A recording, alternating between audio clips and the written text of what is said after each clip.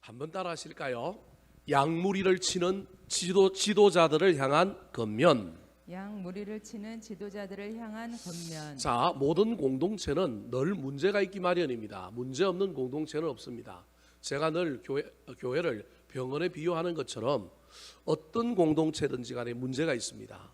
초대교회도 여러분 문제가 있었지 않습니까? 구제하는 문제 때문에 헬라파 유대인들과 히브리파 유대인들 사이에 긴장과 갈등이 있었단 말이에요. 성령이 임한 공동체도 갈등이 있는 거예요. 무슨 얘기를 하려고 이 얘기를 하고 있느냐 하면, 오늘 본문 말씀은 고난 때문에 흩어진 나그네의 삶을 살았던 이 사람들, 그래서 또 다른 곳에서 공동체를 이루면서 신앙의 자유를 쟁취하고 살았던 이 사람들 사이에도 어떤 문제가 있느냐 하면 세대 간의 갈등이 있는 거예요. 조금 더 깊게 이야기하면 리더십과 관련하여 따르는 사람들과 이끄는 사람들 사이에 긴장과 갈등이 있는 거예요.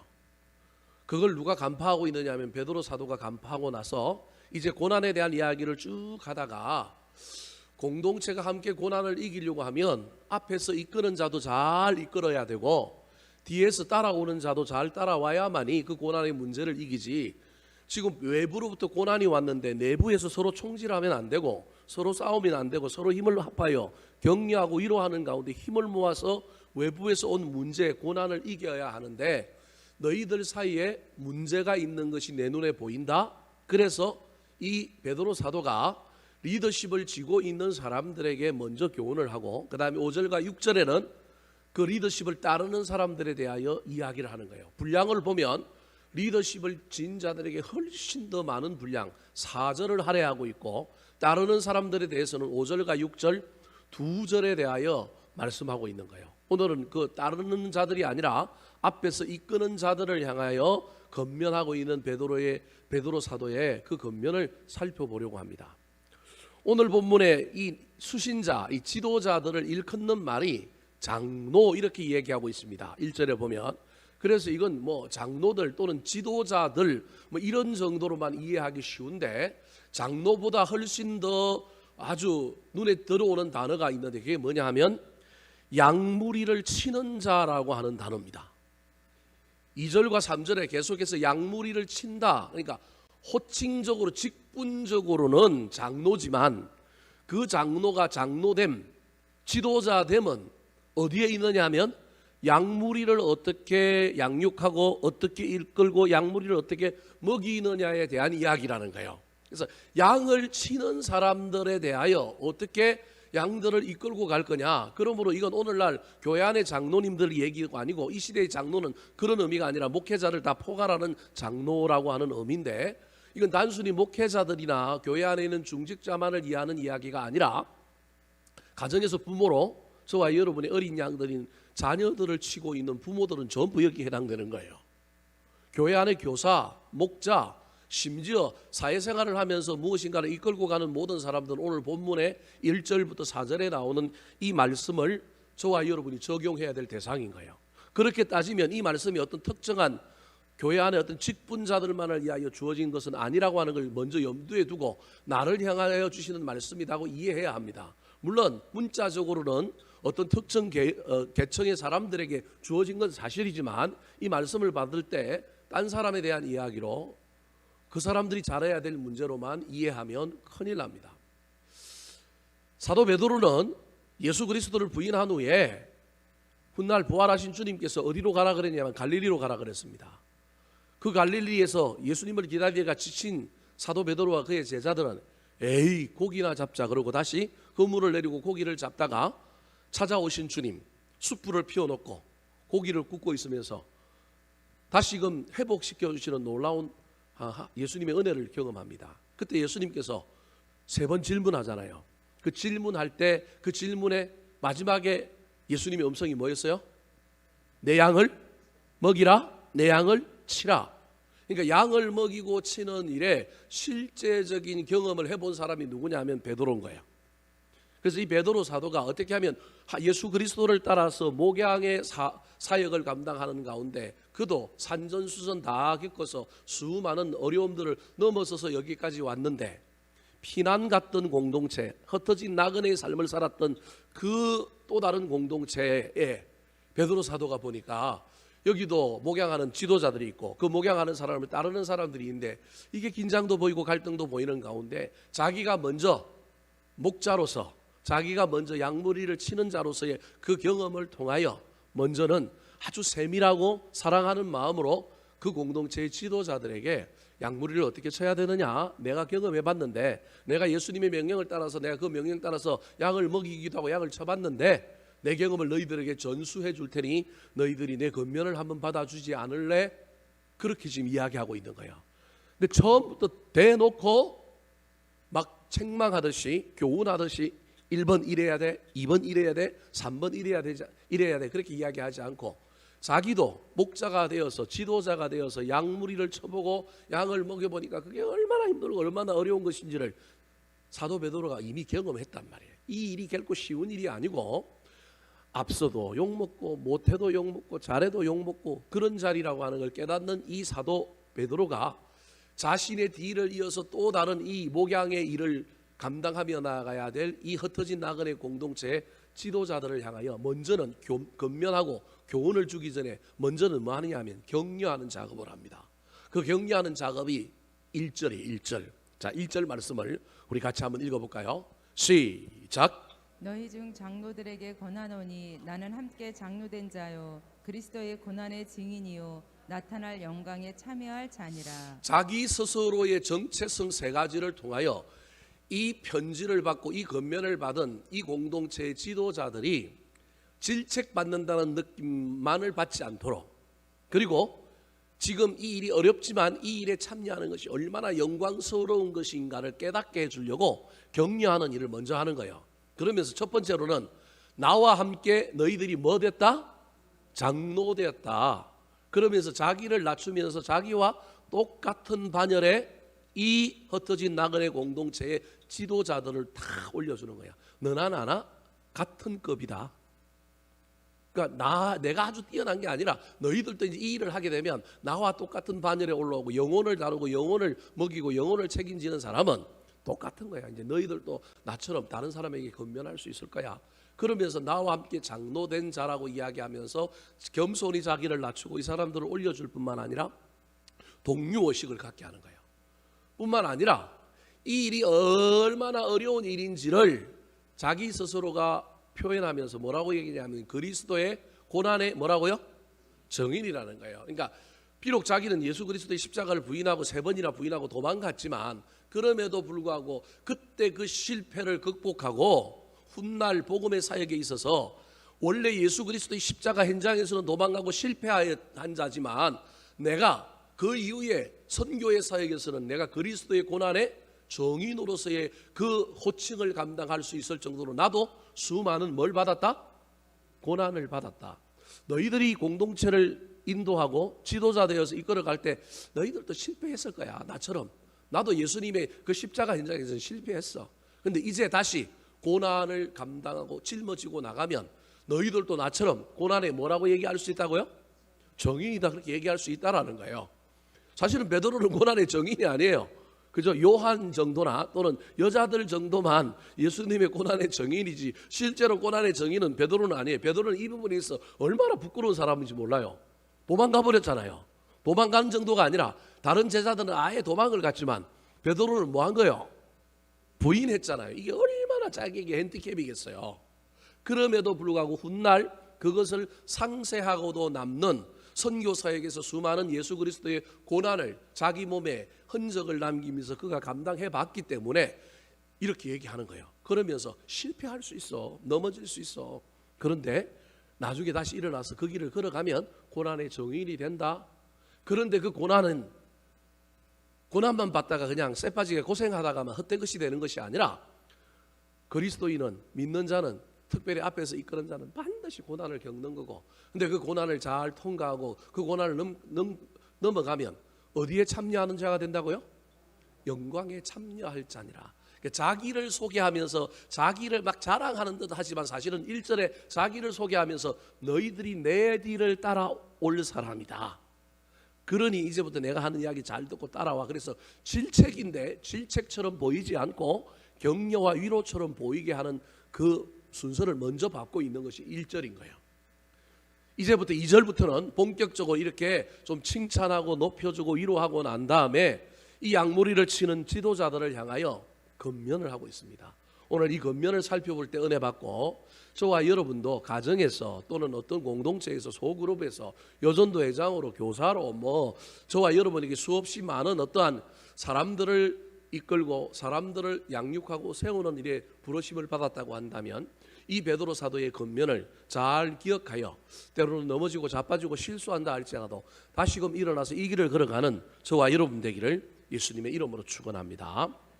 자, 그렇다면 양무리를 치는 지도자들을 향한 베드로 사도의 건면은 무엇일까요? 첫 번째 건면입니다. 따라 하시겠습니다. 하지 말아야 할 것이 있습니다. 하지 말아야 할 것이 있습니다. 자, 베드로 사도가 지도자는 해야 할 것이 있고 하지 말아야 할 것이 있는데 해야 할 것을 하는 것도 중요하지만 하지 말아야 할 걸 잘 기억해야 되는 게 중요하다는 거예요. 여러분 정치하는 사람들을 보거나 저만 봐도 여러분 말 실수 안 하는 게 지도자의 최고의 덕목이고요. 최고의 인기의 비결입니다. 이게 잘 안 된단 말이에요. 저만 해도 그렇고 많은 사람들 정치인들 보면 그죠? 말 실수 때문에 그동안 했던 거 다 깎아 먹잖아요. 그러니까 하지 말아야 될 것 중에 하나가 바로 말 실수인데 오늘 본문에서는 뭘 하지 말라고 할까요? 해야 하는 것도 중요한데 하지 말아야 할 걸 안 하는 게 참 중요하단 말이에요. 에덴 동산에서 하나님께서 아담과 하와에게는 하지 말아야 할 것 뭐라고 얘기했어요? 선악과 따먹지 말라 그랬잖아요. 다 해도 되는데 하지 말아야 할 건데 하지 말아야 할 건 꼭 안 해야 되는데 꼭 뭐 하고 싶은 마음이 들어요?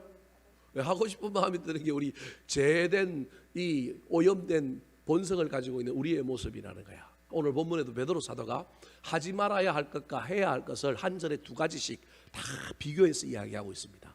자, 먼저 하지 말아야 할 것. 뭘 하지 말아야 할까요? 억지로 하는 걸 하지 말라는 거예요. 억지로 하는 걸 하지 말라. 억지로는 하지 말라. 여러분 의지적으로 하는 것과 억지로 하는 건 다른 겁니다. 의지적으로 하는 건 정말로 마음에 막 기쁘고 자원함이 없지만 내 의지를 가지고 마음을 바꾸고 하는 거예요. 이거는 의지적으로 하는 거예요. 근데 억지로 하는 사람은 의지적으로 하는 사람은 불평이 있고 좀 모자람이 있고 좀 막 마음에 막 부담이 있고 힘든 것이 있지만 입으로는 나온다 안 나온다? 안 나온다. 의지적으로 하는 사람은. 왜냐하면 의지가 그걸 가로막고 있기 때문에. 그런데 의지적으로 하는 사람이 아니라 억지로 하는 사람은 억지로 하면서 반드시 입으로 뭐가 나와요? 불평, 비난, 원망이 나온다라는 거예요. 그럼 그래서 저와 여러분의 입술에 뭘 하면서도 그게 나온다고 한다면 빨리 의지를 가지고 그걸 막아야 합니다. 마음속에 일어난 것까지 어떻게 하겠어요? 그죠? 그런데 그게 입을 통하여 나오지 않도록 의지를 발동해야 되는데 첫 번째 하지 말아야 될 건 억지로 하는 걸 하지 말라는 거예요. 자, 2절 말씀 같이 한번 읽어볼까요? 2절입니다. 시작. 너희 중에 있는 하나님의 양 무리를 치되 억지로 하지 말고 하나님의 뜻을 따라 자원함으로 하며 더러운 이득을 위하여 하지 말고 기꺼이 하며. 자, 첫 번째 하지 말아야 될 것은 억지로 하는 걸 하지 말고 두 번째로는 뭘 하지 말려고 얘기하면 더러운 이득을 위하여 하지 말라. 저 말은 조금 헬라어 원문을 보면 이렇습니다. 사람이 아니라 공동체가 아니라 효율을 이익을 남기려고 하지 말라는 거예요. 이렇게 한글 번역하고는 조금 헬라어 원문이 조금 다른 뉘앙스를 가지고 있습니다. 저기 더러운 이득 그러니까 막 지도자가 사적인 이익을 위하여 무슨 일을 한다 이렇게 이제 이해가 되는 거예요. 근데 그런 의미가 없는 건 아니지만 여러분 양무리를 치는데 무슨 사적인 이득을 위하여 처음부터 시작하겠어요? 하다 보면 물론 싹군처럼 뭘 하기도 하지만 어떤 사역의 행위를 함에 있어서 사람이 우선이어야 되는데 돈이 우선이 되고요. 그 돈이라고 하는 건 자기 사욕을 채우기 위한 돈이 아니라 늘 이제 돈 걱정을 먼저 하거나 돈을 먼저 잣대를 가지고 따지는 거예요. 이게 아까우냐 아깝지 않느냐 이게 사람을 살리느냐 살리지 않느냐 이런 문제가 아니라 그걸 더러운 이득이라고 얘기하는 거예요. 또 다른 하나는 이게 실용과 효용성만을 너무 막 따지는 거예요. 그게 아니라 하나님을 기쁘시게 하느냐 공동체에 유익하냐 이게 사람을 살리는 거냐 그러면 돈이 좀 들어가도 되고 낭비가 좀 있어도 좋다라는 거예요. 근데 우리가 일을 하다 보면 교회 안에서 일을 하다 보면 늘 따져야 되는 게 이제 뭘 따지냐면 이게 효율성을 따져야 되는 거예요.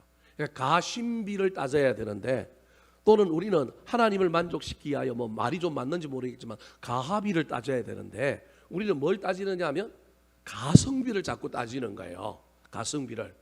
뭐 예를 들면 이런 거예요. 오해하지 말고 들으세요. 오해하지 말고 들으세요.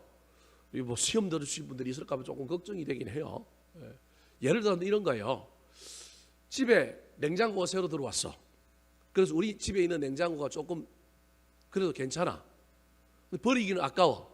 이걸 어디에 갖다 놓고 싶어요? 교회에 갖다 놓고 싶어요. 나쁜 건 아닌데 여러분, 이건 효율이라고 측면에서 보면, 자원 낭비라고 하는 측면에서 보면 이건 나쁜 건 아닙니다. 근데 이제 생각을 좀 해봐야 됩니다. 여러분, 오해할까 봐 제가 조심스럽게 얘기하는 거예요. 우리 집에는 새 걸 놓고 하나님 집에는 중고를 갖다 놔? 요건 좀 고민을 해봐야 된다는 거예요. 차라리 안 갖다 놓는 게 나을 수도 있다라는 거예요. 초창기에 저는 막 자원도 없고 그러니까 뭐 어디다 주워다 놓고 막 그런 일들을 많이 했어요. 근데 이제 그게 교회 안에 들어오는 순간 그 다음부터는 그걸 버리고 새로운 걸 한다는 것 쉬운 일이 아닌 거예요. 쉬운 일이 아닌 거예요. 그래서 하나님의 집에 교회 안에 가능하면 저와 여러분이 늘 생각해야 될 건 그렇다고 낭비하자는 얘기는 아니에요. 막 엉뚱한 걸 막 없는 걸 막 새롭게 막 갖다 놓고 막 낭비하고 조화스럽게 하자. 제가 그 얘기하는 건 아닙니다. 초창기에 어쩔 수 없이 우리가 효율을 따지고 없는 돈에서 없는 재정 상황 속에서 이거 중고라도 갖다 놓고 예배해야 되고 뭐라도 갖다 놓고 해야 되죠. 근데 어느 순간이 지나면 저와 여러분 생각을 바꿔야 합니다. 이게 하나님이 기뻐할 거냐? 예를 들 것 같으면 우리 집도 중고를 쓰고 있는데 교회도 중고를 갖다 놨다. 근데 우리 집 거보다 더 좋은 거 갖다 놨다. 그럼 그걸 누가 뭐라고 그러겠어요? 벌써부터 시험에 드는 것 같은 눈빛이 들어서 조금 그러긴 한데, 항시 무슨 일을 함에 있어서 저와 여러분이 따져야 할 것이 있는데 그게 뭐냐 하면 어느 순간에 어떤 시점에서는 저와 여러분이 재정이 부족하고 돈이 부족하다 보니까 재정적인 측면을 따져야 합니다. 바닥 한번 보십시오. 제가 재정적인 측면 따주다가 이게 이 모양이 된 거예요. 저 최대의 실수 중에 이거예요. 업자가 절대 이걸 깔면 안 된다는 거예요. 업자가 뭘 깔아야 되느냐 하면 이 데코 타일을 깔면 안 되고 여러분 강화 마루를 깔아야 된다는 거예요. 우리 집 바닥이 우리 사택의 바닥이 들어가 보니까 전 주인이 뭘 깔아놨냐면 강화 마루를 깔아놨어요. 강화 마루가 이 데코 타일보다 얼마 비쌌느냐 하면 데코 타일이 그때 4만 얼마 했는데 강화 마루가 10만 원 했거든요. 지금은 강화 마루가 내려가서 아마 8만 원 정도, 8만 원, 7만 원 정도 할 거예요. 평당. 그때 당시에 이 데코 타일이 4만 2천 원인가 4만 3천 원인가 했는데 그때 강화 마루가 평당 10만 원을 하는 거예요. 그럼 몇 배 차이예요? 2배 차이인 거예요. 돈도 없는데. 그래서 제가 그 업자들이 이걸 깔면 일어나고 하자가 일어납니다. 저는 그걸 안 믿었어요. 잘 깔면 되지. 지들이 못 깔아놓고 나중에 얘기한다 그랬는데 딱 해놓으니까 이렇게 돼버린 거예요. 지금 돈이 더 들어가게 생긴 문제가 펼쳐진 거예요. 지금도 데코 타일을 깔았는데 이미 호수가 올라와 있잖아요. 이게 어떻게 될지 깔아놓고도 데코 타일을 깔면 이게 해결될까 안 될까 지금 의문인 거예요. 그래서 지금 우리 준비위원회에서 여러 모양으로 지금 고민을 하고 있어요. 어떻게 해야 될까 말아야 될까. 또 했는데 또 하자가 나면 골치 아프잖아요. 그래서 지금 심각하게 고민하고 있는 거예요. 이건 제가 최대의 실수한 거예요. 그때 돈을 따지지 말고 그분들의 얘기를 듣고 처음부터 시공을 할 때 그걸 딱 시공을 했으면 되는데, 최근에 제가 어제도 부흥회하는 교회도 갔고 다른 교회 가보니까 똑같은 우리랑 똑같은 체제인데 한 교회는 들고 일어나가지고 다시 강화마루를 깐 교회가 있고 한 교회는 처음부터 깐 교회가 있어요. 바닥을 밟아보니까 느낌이 조금씩 달라요. 처음부터 깐 교회는 단단해요. 그런데 이제 두 번째 깐 교회는 일어나지는 않았는데 조금 뭔가 공간이 조금 떠 있는 듯한 느낌. 무슨 말씀이 이해되시죠? 그런 느낌은 있더라고요. 그래서 깐지 얼마 됐습니까? 물어봤더니 2년지 않았는데 일어난 건 있습니까? 일어난 건 없대요. 근데 이제 조금 비어 있어서 여자들이 구두를 신고 닦으면 조금 울리는 소리가 조금씩 나는 거예요. 하여튼 뭐 그런 현장들을 제가 보고 왔습니다. 여러분, 한정된 자원 속에서 돈을 아끼는 것 그리스도인들이 반드시 해야 될 일입니다. 그럼에도 불구하고 주의 일을 함에 있어서 더러운 이득을, 개인의 이익을 취하려고 일을 하는 것도 안 되지만 하나님의 일에 가능하면 아끼지 않는 것들을 저와 여러분이 애를 써야 합니다. 영혼을 살리는데 그 영혼의 값이 뭐 다른 어떤 것보다 귀하지 않겠습니까? 그래서 저기 더러운 이득이라고 하는 말이 한글의 문자적으로는 지도자가 자기가 어떤 사역을 하면서 자기 이익을 챙기는 것을 1차적으로 의미하지만 저기에 또 다른 의미 하나가 더 붙어 있는 것은 어떤 효율을 따지는 일들을 하지 말고 하나님을 기쁘시게 할 일들을 우선적으로 두어라. 그래서 늘 이 접점에서 효율과 하나님을 기쁘시게 하는 이 부분에서 어떤 선택을 할 것인가, 어떤 때는 이걸 선택하고 어떤 때는 이걸 선택하고 어떤 때는 조화를 이룰 것인가, 이게 이제 영적인 분별력과 통찰력에 해당되는 부분이라고 할 수 있습니다. 여하튼 지도자가 하지 말아야 할 것은 억지로 하는 것 하지 말아야 하고요. 또 다른 하나는 너무 돈 이익에 눈멀면 큰일 납니다. 세 번째 하지 말아야 할 것이 무엇일까요? 주장하는 자세를 하지 말라고 얘기합니다. 3절 말씀 같이 한번 읽어볼까요? 3절 시작. 맡은 자들에게 주장하는 자세를 하지 말고 양 무리의 본이 되라. 우리가 무슨 일을 할 때 다른 사람의 생각보다는 자기 생각을 주장하는 경우가 많이 있습니다. 특별히 리더가 되면 돌파를 해야 되고요. 어떤 시간과 싸움에서 또는 또 중구난방으로 여러 가지 이야기가 나올 때 딱 결정을 하고 가야 될 때가 있습니다. 그런 일을 자주 하다 보면 그냥 남의 이야기는 안 듣고 여러 가지 이야기 속에서 어쩔 수 없이 선택하는 것이 지도자의 몫입니다. 그런데 여러 이야기를 듣지도 않고 선택하는 거하고 처음부터 선택하는 거하고 여러 이야기를 듣고 선택하는 거하고 처음부터 그걸 선택하는 거하고 시간적으로는 그냥 처음부터 선택하는 게 맞습니다.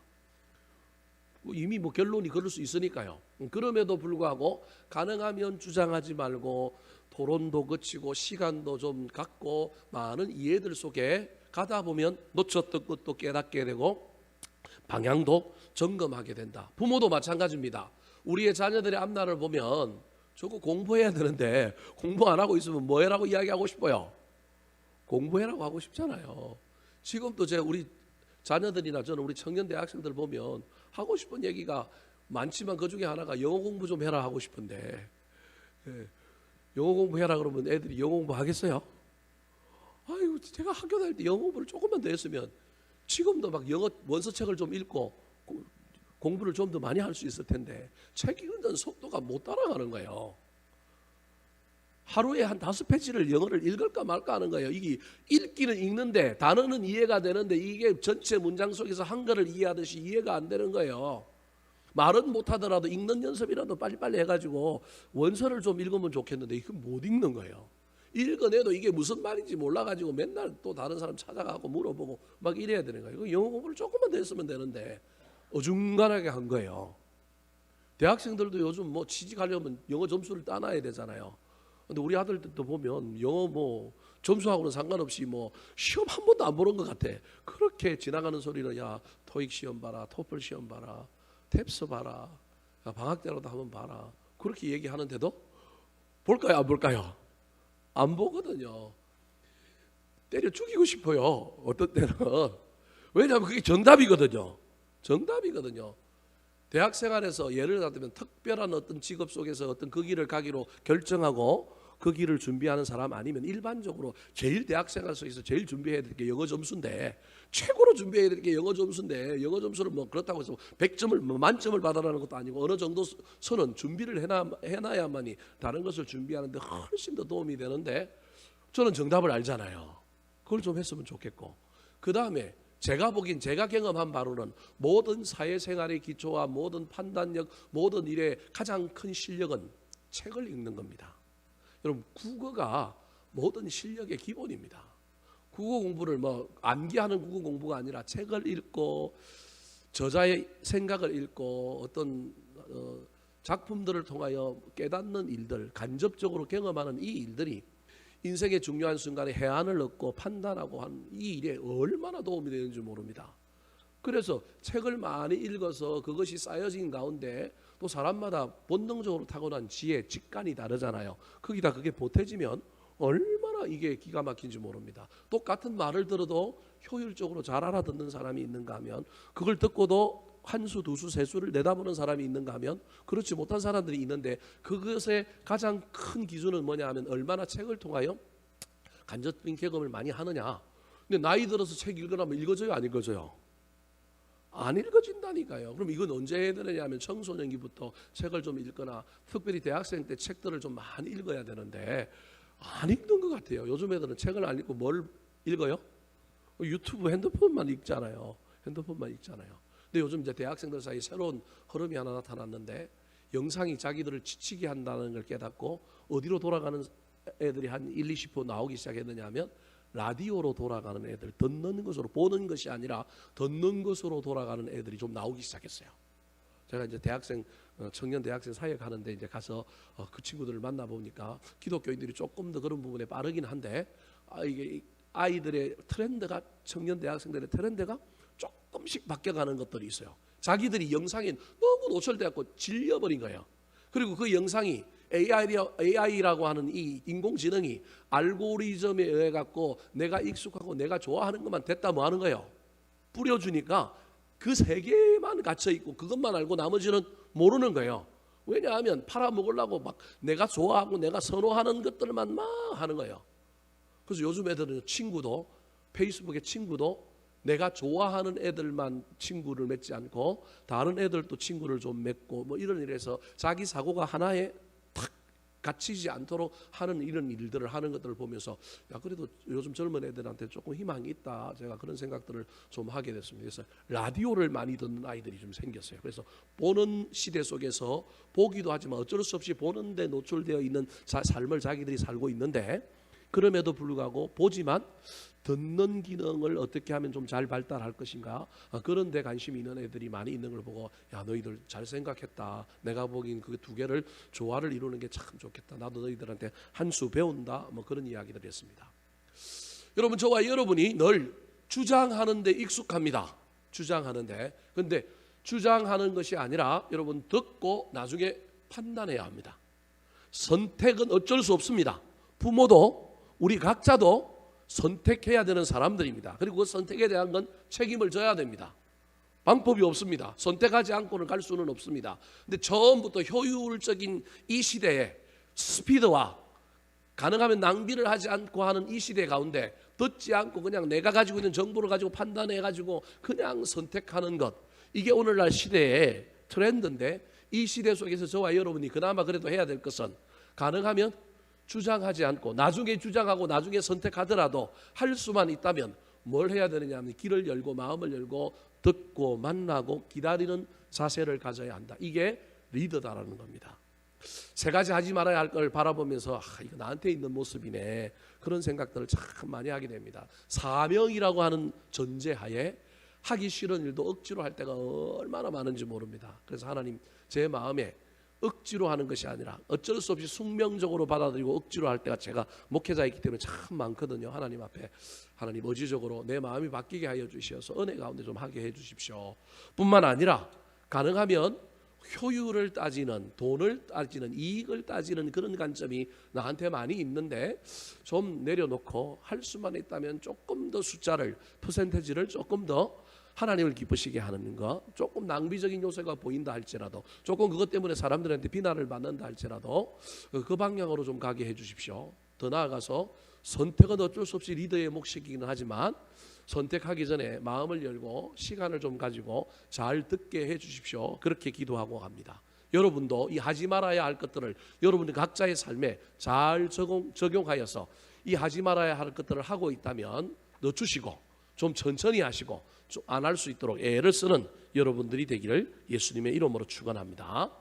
두 번째, 사도 베드로의 이 양무리를 치는 지도자들에 대한 권면은 무엇일까요? 두 번째입니다. 따라 하시겠습니다. 저기 잘못됐습니다. 해야 할 것을 붙들어야 합니다. 해야 할 것을 붙들어야 합니다. 1번을 옮겨갖고 만드는데 그냥 만들다가 깜빡 까먹고 그냥 넘어간 거예요. 해야 할 것을 붙들어야 합니다.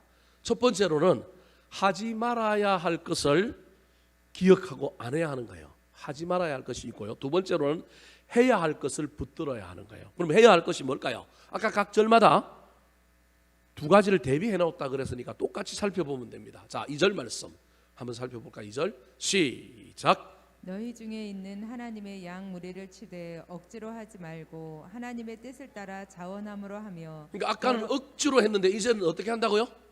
자원함으로 하는 거예요. 억지와 자원 사이에 뭐가 있냐면 의지가 있어야 돼요. 의지적으로 하다 보면 하나님이 은혜를 주셔서 내 마음이 바뀌어서 자원하게 만들어 줄 수도 있어요.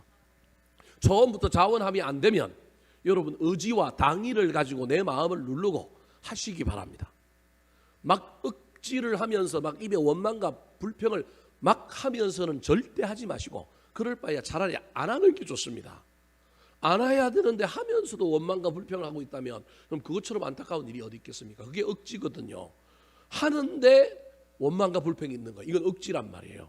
그렇게 하지 말고 의지를 가지고 그 원망과 불평을 낮추든지 그렇게 하고 가는 동안에 하나님께서 내 마음을 또는 상황과 환경 속에 하나님을 만나게 함으로 내 마음을 바꿔주셔서 내 마음에 은혜가 넘쳐서 이 의지가 뭘로 바뀌느냐 하면 자원함으로 바뀔 수만 있다면 얼마나 좋겠습니까? 여러분 이런 경험들이 저와 여러분의 삶에 있을 수 있습니다. 처음에는 막 원망과 불평이 있었는데 의지를 가지고 누르고 가다 보니까 이거 내가 생각 잘못했는데 이게 될 것 같네. 사람들에게 오는 반응 또는 돕는 사람들의 그 숫자 상황 속에 어떤 하나님의 은혜 내가 몰랐던 것 깨닫고 그러면서 내 마음이 바뀌면서 회개하고 또 저와 여러분 마음속에 은혜와 기쁨으로 자원하고 나간다면 그것처럼 멋진 일이 어디 있겠습니까? 탕자가 사실은 그렇잖아요. 탕자가 저 삶을 보면 그 바뀌는 와중에 나오는 이야기들이 전부 이제 자기 삶 속에 나타나는 것이 이 은혜로 말미암아 마음이 바뀐 이야기들이 등장하는 거거든요. 우리의 삶에 있어서 어떤 일을 함에 있어서 나도 알 수 없는 나도 내 마음대로 할 수 없던 마음들이 바뀌는 것들을 저와 여러분이 경험할 수 있었으면 좋겠습니다. 2절 말씀에 보면 또 해야 할 것이 하나 더 나오는데 2절을 한번 다시 보여주실까요? 아까는 더러운 이덕이었는데 이번에는 어떻게 한다고요? 기꺼이 하라는 거예요. 더러운 이덕을 취하지 말고 기꺼이 하라는 거예요. 저 기꺼이가 무슨 말이에요? 즐겁게라는 거예요. 즐겁게. 자, 자원은 시작하는 동기예요. 시작하는 동기예요. 그런데 시작한 이후에 그 과정 속에는 뭐가 있어야 돼요? 즐거움이 있어야 돼요.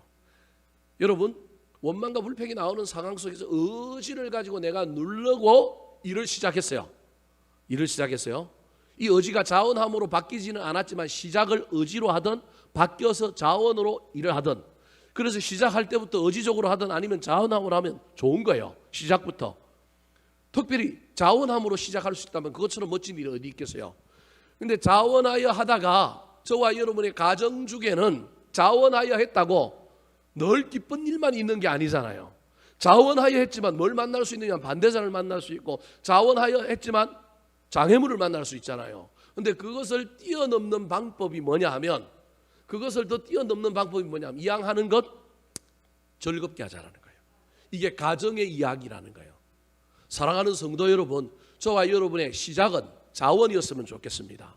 중간에 저와 여러분의 삶의 모습은 일하는 모습은 저와 여러분에게 즐거움이 넘쳤으면 좋겠습니다. 그래서 그 즐거움 때문에 반대자도 넘어서고 장애물도 넘어서는 놀라운 역사가 일어났으면 좋겠습니다. 세 번째 해야 할 것을 무엇일까요? 무엇을 붙들어야 할까요?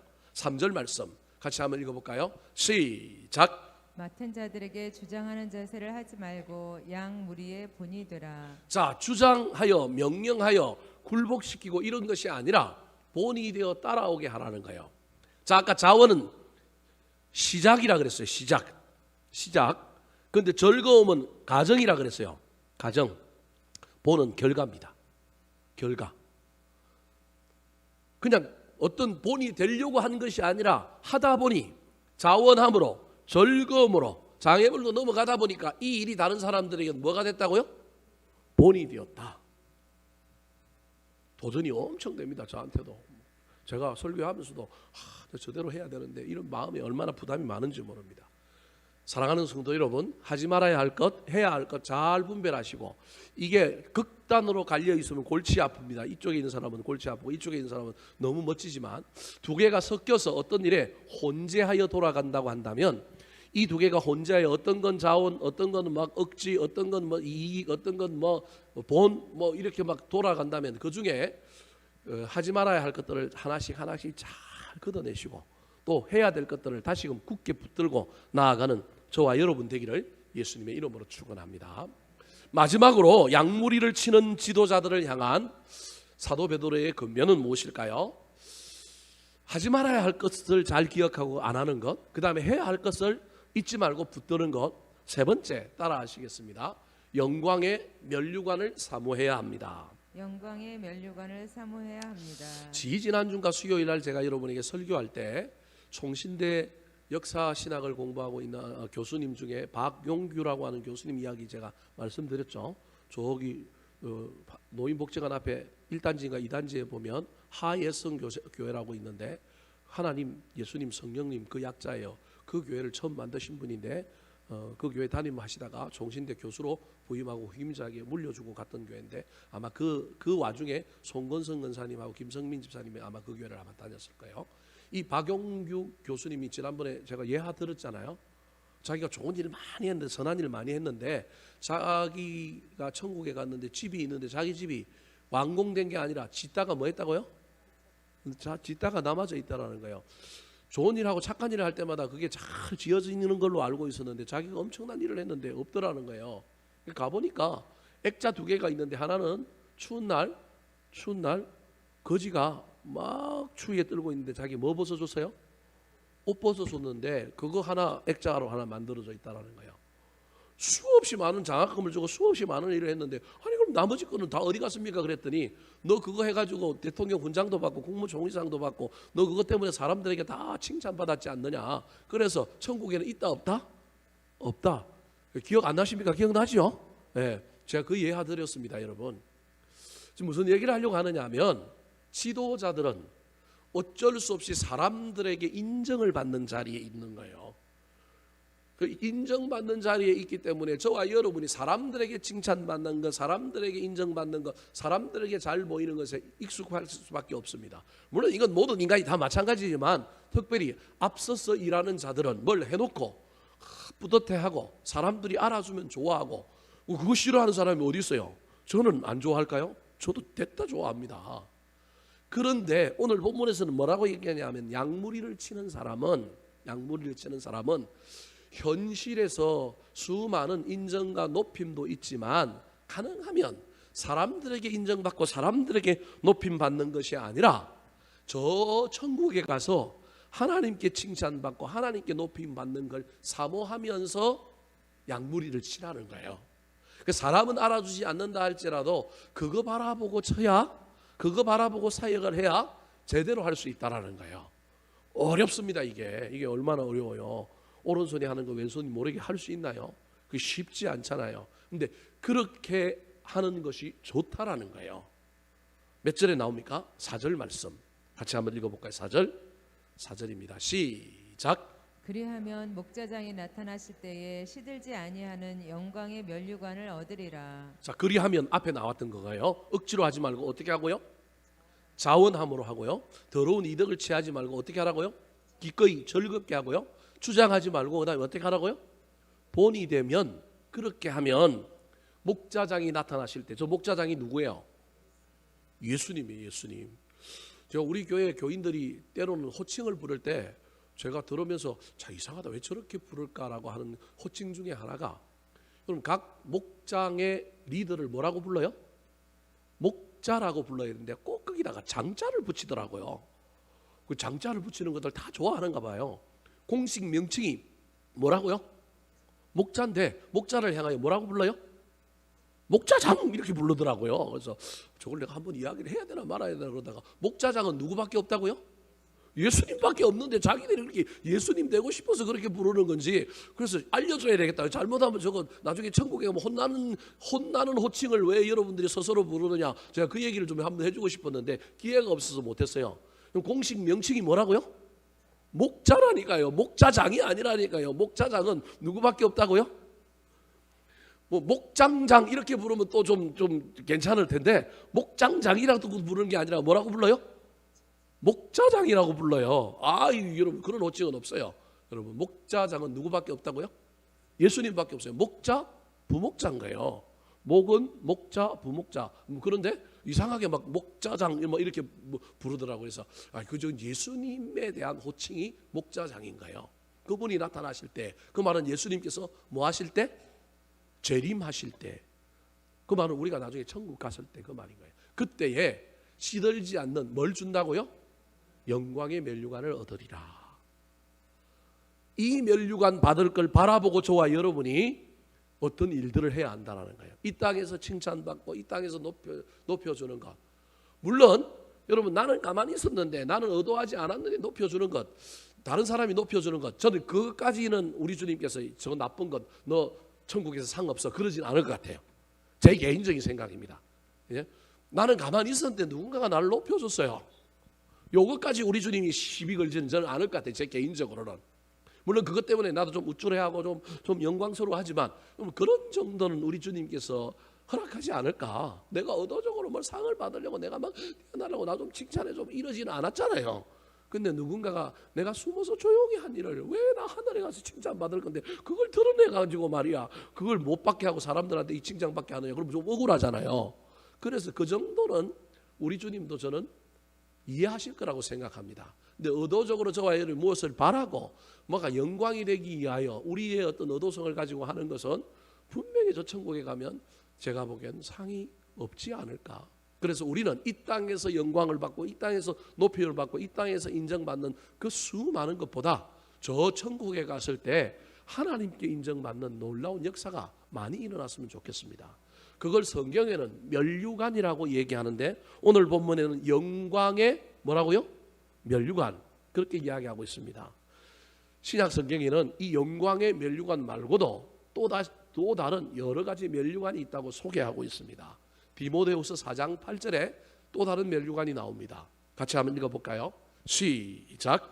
이제 후로는 나를 위하여 의의 면류관이 예비되었으므로 주 곧 의로우신 재판장이 그날에 내게 주실 것이니 내게만 아니라 주의 나타나심을 사모하는 모든 자에게니라. 어떤 면류관이 있다고요? 의의 면류관. 또 어떤 면류관이 있을까요? 야고보서 1장 12절 말씀에도 면류관이 나옵니다. 같이 한번 읽어볼까요? 시작. 시험을 참는 자는 복이 있도다. 이것에 옳다 인정하심을 받은 후에 주께서 자기를 사랑하는 자들에게 약속하신 생명의 면류관을 얻을 것임이니라. 아까는 영광의 면류관, 의의 면류관. 이번에는 무슨 면류관이요? 생명의 면류관. 계시록 2장 10절에도 생명의 면류관이 나옵니다. 생명의 면류관이 중요하니까 두 번 나오는 거예요. 자, 계시록 2장 10절 말씀 시작. 내가 죽도록 충성하라. 그리하면 내가 생명의 면류관을 내게 주리라. 자, 제가 왜 이 면류관에 대한 이야기를 좀 계속해서 시간을 끌면서 하느냐 하면요. 사도 요한이 밤모습의 기항을 가서 환상 중에 천상의 예배를 경험합니다. 그게 요한계시록 4장과 5장이에요. 요한계시록은 땅과 천상, 하늘이 교차하여 나오는 구조로 되어 있습니다. 그러니까 현실과 천상, 현실과 천상, 이게 우리 그리스도인들의 삶을 사실은 보여주고 있는 거예요. 우리가 이 땅에 살면서도 하늘을 바라보고 살고 하늘의 은혜를 입고 또 이 땅에서 살고 이래야 된다고 하는 걸 그 구조가 요한계시록이라고 하는 책의 구조가 우리에게 그걸 보여주고 있는 거예요. 그래서 지상, 천상, 지상, 천상 이렇게 왔다 갔다 하는 거예요.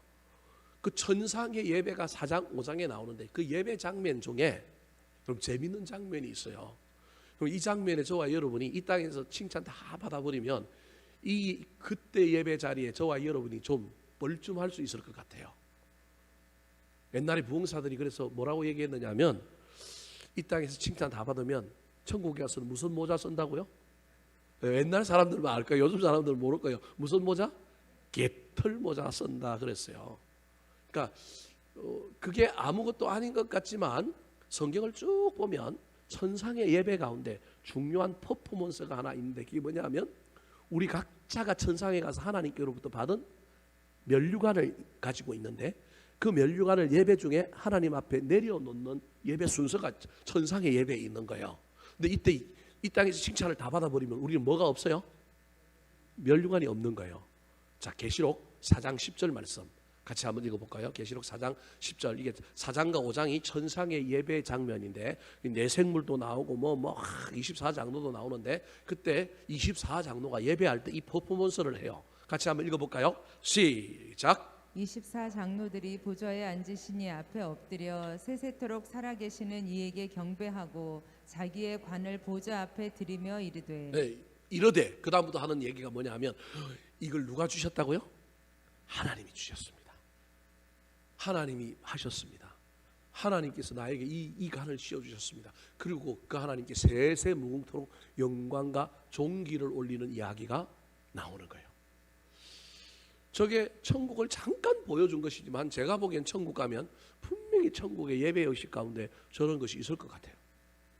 그때 저와 여러분이 이 땅에서 너무 칭찬 많이 받고 너무 인정 많이 받고 너무 높임 많이 받으면 우리가 벗어서 주님께 올려드려야 될 간이 없을, 면류관이 없을 가능성도 있기 때문에 이 땅에서 너무 사람들에게 칭찬받고 높임 받으려고 하지 말고 우리 주님께 높임 받으려고 이 땅에서 살아가는 동안에 특별히 지도자로서 앞서서 무슨 일을 하며 나아갈 때, 양무리를 치며 나아갈 때 저와 여러분이 그 일을 통하여 칭찬받을 일, 영광받을 일이 많다 할지라도 우리 주님께 칭찬받으려고 애를 쓰고 천국에서 내가 면류관 받으리라 그 마음 가지고 우리 주님 앞에 온전히 서서 섬기고 봉사하고 영혼을 세우는 귀한 주인공들 되기를 우리 구주 예수 그리스도의 이름으로 축원합니다.